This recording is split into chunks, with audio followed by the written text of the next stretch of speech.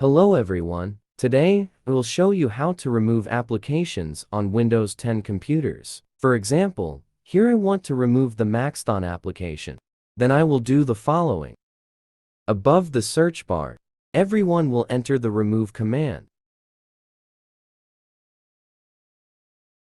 Next, you will select the Add or Remove Programs line. Now, everyone will scroll down. Find the application you want to remove. After finding the application you want to remove, select it. Select Uninstall to remove the application.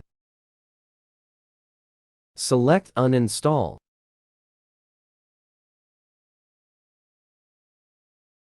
Everyone continues to choose Uninstall. Select Yes.